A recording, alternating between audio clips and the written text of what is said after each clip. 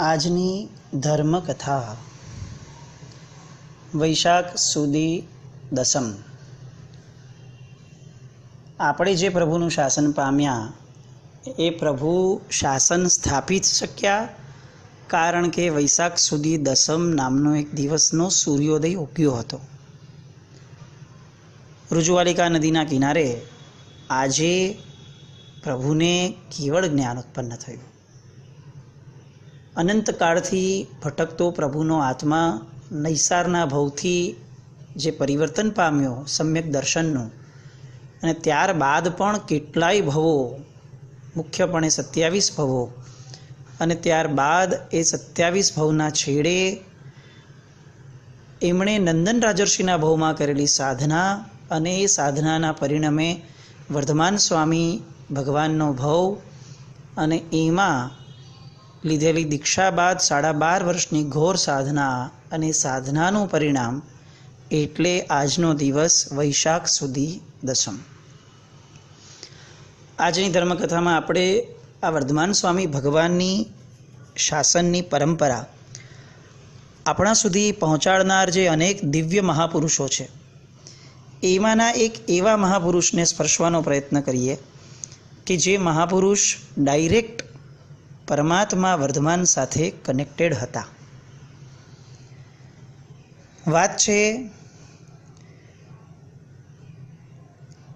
દેવર્ધી ગણી સમાશ્રમણની. માતાનું નામ છે કલાવતી. કલાવતીના ગર્ભની અંદર દેવર્ધી ગણીનો આત્મા આવ્યો અને એમણે ગર્ભમાં જ્યારે એ હતા ત્યારે સ્વપ્નની અંદર અત્યંત રુદ્ધિવાળા દેવને જોયા. આ રુદ્ધિવંત દેવને જોયા પછી એમને મન કર્યું કે હું હવે મારા પુત્રનું નામ દેવર્ધી ગણી રાખીશ. આ દેવર્ધી ગણીને શિકારનો બહુ શોખ હતો. કાશ્યપ ગોત્રમાં જન્મ્યા હતા અને ક્ષત્રિય હતા, એટલે ક્ષત્રિયોને લોહીની અંદર જ જાણે કેટલીક હિંસાઓ અને કેટલોક આક્રમક ભાવ એ વણાયેલો હોય. આપણે ત્યાં વર્ણ વ્યવસ્થા હતી. આજે આપણે બધા ધર્મ વ્યવસ્થા અને કુળ વ્યવસ્થામાં આવી ગયા કે આપણે જૈન કુળમાં જન્મ્યા વગેરે, પણ મૂળમાં ઋષભદેવ ભગવાન એ વર્ણ વ્યવસ્થા સ્થાપીને ગયા હતા. ક્ષત્રિય, વૈશ્ય, બ્રાહ્મણ અને શૂદ્ર. આજે આપણે બધા વર્ણ વ્યવસ્થાને બહુ જ તુચ્છ ગણી અને જાણે અતિ ભયંકર હતી એવું માની અને આપણે બધાએ એને જાકારો આપી દીધો છે, ઇન્ક્લુડિંગ આપણે બધા પણ, આપણી પોતાની પ્રજાએ પણ, સમાજે પણ. જેટલો નજીકનો ઇતિહાસ જોઈએ ને એવું લાગે છે કે ગાંધી અને એની પહેલાંના કેટલાક સો કોલ્ડ સમાજ સુધારકોએ આ સમાજમાંથી વર્ણ વ્યવસ્થાને તોડવાનું એક ભયંકર પાપ કે કલંક કે દુષ્કૃત્ય કર્યું હતું. આપણે એવું માનીએ છીએ ચોક્કસપણે કે દરેક વસ્તુની અંદર દૂષણો આવે જ. આપણા ઘરની અંદર પણ આપણે ઈચ્છીએ કે આપણું ઘર બેસ્ટ રહે, પણ ઘરમાં કચરો જમા થાય જ. કચરો જમા થયો એટલા માત્રથી ઘરને કચરાયુક્ત ગણી અને ઘર જ તોડી નાખવું અથવા ઘર બદલાવી નાખવું એ વિકલ્પ આપણે ક્યારેય નથી લેતા. પણ આ સો કોલ્ડ સમાજ સુધારકોએ, જે લોકો પાશ્ચાત્ય અભ્યાસના કારણે અત્યંત પણ આ સંસ્કૃતિના દુશ્મન ગણી શકાય એવી વિચારધારાવાળા જેને જન્માવેલા, એવા લોકોએ આપણા સમાજની અંદર કેટલાક દૂષણોને એટલા બધા હાઇલાઇટ કર્યા, હાઇપર કર્યા આપણી નજરમાં, સમાજની નજરમાં, કે એ સમયના લોકો એવું માનવા લાગ્યા કે જાણે આપણા કરતાં ખરાબ કોઈ સમાજ છે જ નહીં અને આ તે કંઈ વ્યવસ્થા છે. અને એમ સમજાવતા એ લોકોએ શિક્ષણમાં પણ આ જ વસ્તુઓ નાખી અને એના કારણે આપણી સામે આપણો જે ગૌરવવંતો ઇતિહાસ હતો એ જાણે કલંકવંતો લાગવા લાગ્યો અને આપણે એનાથી દૂર થઈ વર્ણ વ્યવસ્થા તોડી નાખી અને આજે આ પાશ્ચાત્ય સમાજના અનુકરણમાં આપણે આવ્યા. જો શુભ થતો હોત તો આપણને આનો પણ સ્વીકાર હતો, કારણ કે આર્ય સંસ્કૃતિ હંમેશા શુભની ચાહ કરી છે. પોતાનું, મારું એ સાચું એમ નહીં, સાચું એ મારું, એ આર્ય સંસ્કૃતિનો પહેલેથી નિયમ રહ્યો છે. પણ તકલીફ એ થઈ કે આપણે વર્ણ વ્યવસ્થા તોડ્યા પછી આજે જે સમાજ વ્યવસ્થામાં આવ્યા છે એમાં પણ ક્યાં ઓછા ભેદભાવ છે. આજે પણ ક્યાં નીચા કુળમાં જન્મેલા વ્યક્તિઓ માટેનો સદભાવ ક્યાં ઊભો થયો. આરક્ષણ નામનું એક ગાજર દેખાડી અને એ લોકોને સતત ગધેડાની જેમ પાછળ દોડાવાય છે. પણ એ લોકોનો માનસિક સુધાર, એ લોકોનો આર્થિક સુધાર, એ લોકોનો સામાજિક સુધાર આ ક્યાં થયું?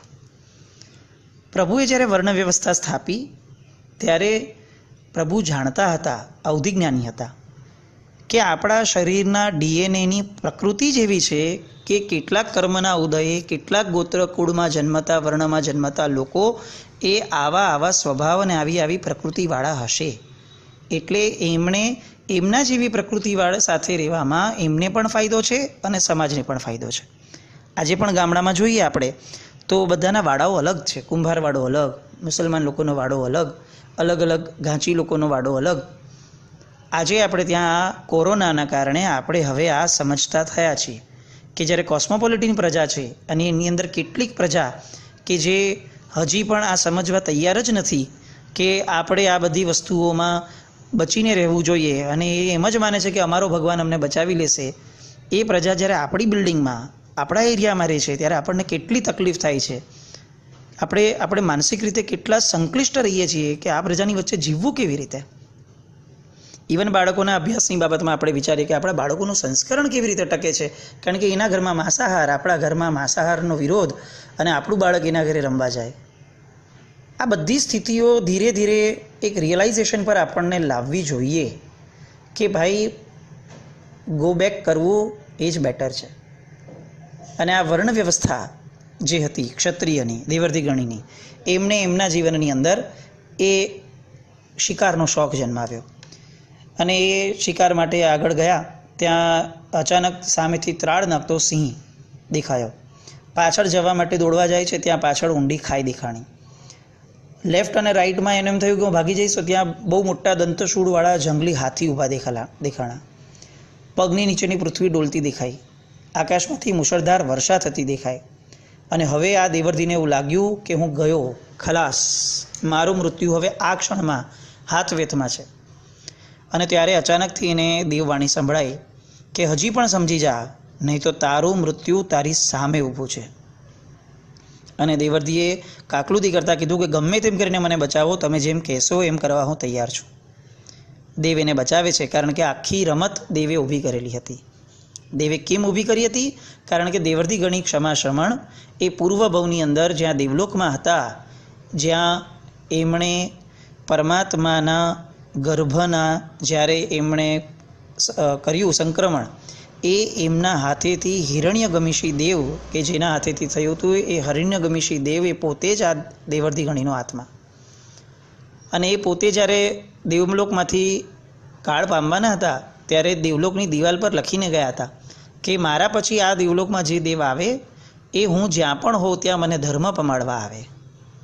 આ વાત આપણે આગળની ધર્મકથામાં પણ લીધેલી હતી કે ઉત્તમ આત્માઓ આવું વિચારે જ કે ભવાંતરમાં મને કોઈક ને કોઈક તો બચાવવા આવે એવું રિઝર્વેશન કરીને પછી હું જાઉં. અને દેવર્ધિ ગણી પણ આવું જ કરીને ગયા હતા. અને એટલે એમના અનુગામી દેવે દેવર્ધિને આ બધી વસ્તુઓમાંથી બચાવી અને ધર્મ તરફ વાળવા માટે એક આખું આ સીન ઊભો કર્યો.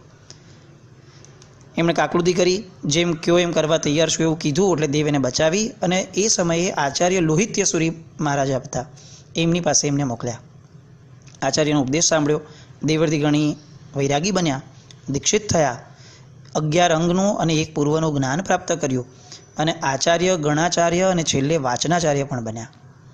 હવે પ્રસંગ એવો આવ્યો કે એ સમયે દુષ્કાળનો ભયંકર ઓછારો આવ્યો. એટલો લાંબો દુષ્કાળ ચાલ્યો કે જે દુષ્કાળના કારણે અનેક શ્રુતધર શ્રમણો પણ કાળધર્મ પામવા લાગ્યા. શ્રુત જ્ઞાનને સંકલિત કરવાની જે એકમાત્ર જે સોર્સ હતો, એક જે આધાર હતો, એ આધાર એટલે મહાત્માઓ. કારણ કે ત્યારે આગમો લખાયા ન હતા, મોઢેથી જ વાચનાઓ અપાતી હતી. ગુરુ શિષ્યને આપે, શિષ્ય એના શિષ્યને આપે, ને એમ કરતાં કરતાં પ્રભુની પરંપરા આગળ વધતી હતી. પણ હવે આમને એવું લાગ્યું કે આમ તો છૂટા છવાયા થશું તો બહુ મુશ્કેલી થશે. અને એટલે દેવર્ધિ ગણી ક્ષમા શ્રમણ એમણે એના પુણ્યનો અને પોતાની દીર્ઘદ્રષ્ટિતાનો ઉપયોગ કરી અને વલ્લભીપુરની અંદર શ્રમણ સંઘને એકત્રિત કરી અને શ્રુતરક્ષાની વિચારણા કરી. કાળની વિષમતા, માનસિક દુર્બળતા અને બુદ્ધિની મંદતાના કારણે હવે સૂત્રના અર્થ ફરીથી સમજાવ્યા. અને આને યાદ રાખવું, વારંવાર એનો અભ્યાસ કરવું એ ક્ષીણ થતું જતું હતું. એટલે હવે સૌથી પહેલી વાર પરમાત્મા વર્ધમાનના શાસનમાં સૌ પ્રથમવાર વિદ્યમાન શાસ્ત્રો અને ગ્રંથોને લિપિબદ્ધ એટલે કે લખવાનો પ્રારંભ થયો.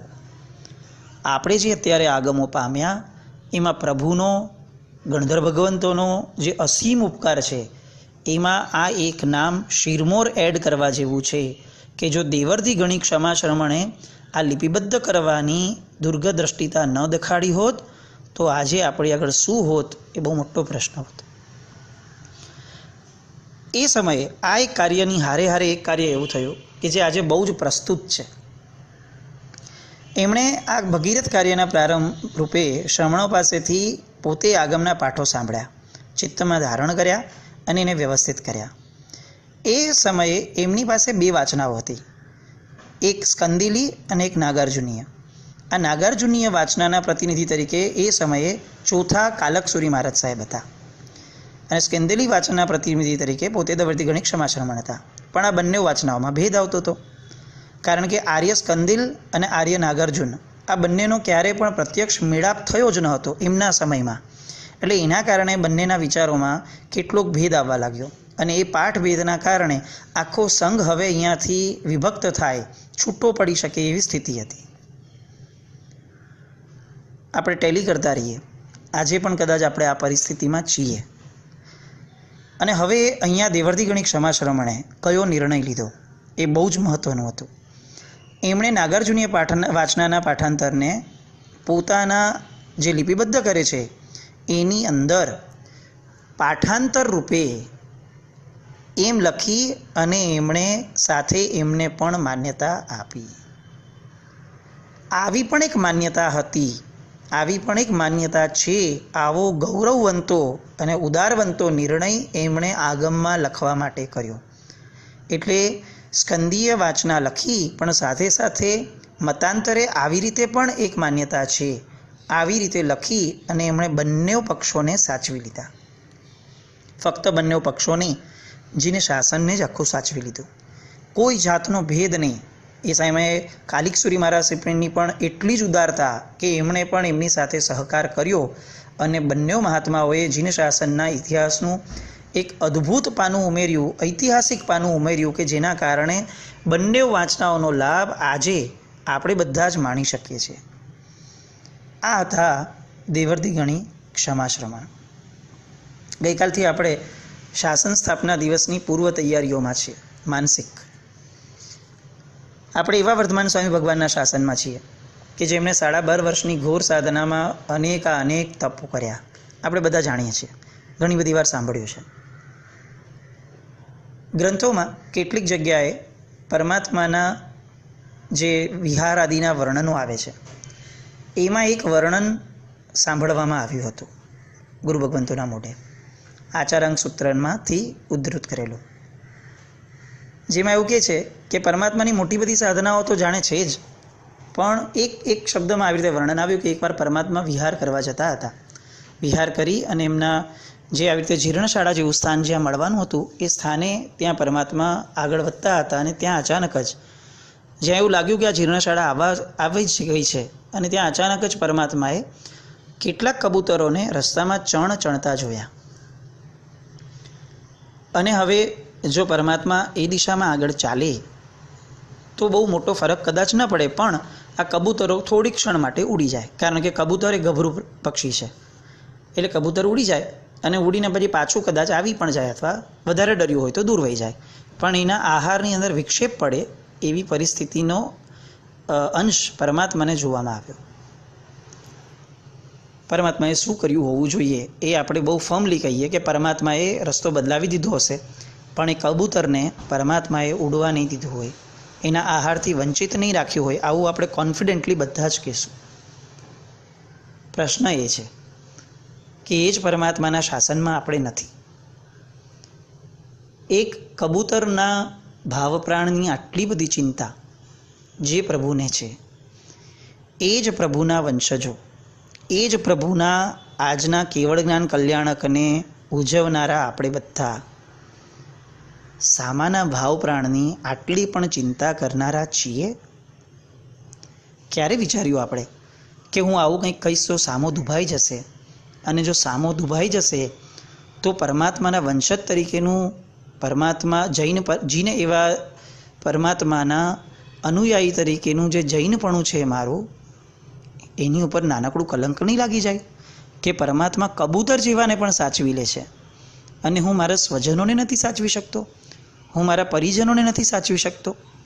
હું એ દુભાઈ એવી કોઈ વસ્તુઓ કરું છું, જાણીને કરું છું. અજાણતા થઈ ગયું તો પાછો માફી માંગતા અચકાવું છું. એવું કેમ મારા દ્વારા કાર્ય થાય કે જેના કારણે કોઈને પણ મારા દ્વારા દુભાવવાનું મન થાય? અને હું કોને દુભું છું? મૂળ પ્રશ્ન આ પણ છે. એક પંચેન્દ્રિય સંજ્ઞાવાન મનુષ્યને કે જે આર્ય દેશમાં જન્મ્યો, જૈન કુળમાં જન્મ્યો, અને એના કારણે એનો મોક્ષ તરફનો વિકાસ કેટલો અગ્રેસર છે, તો આવા અગ્રેસર પુણ્ય અને શુદ્ધિવાળા વ્યક્તિને હું દુભવીશ, હું ક્યાં જઈને છૂટીશ?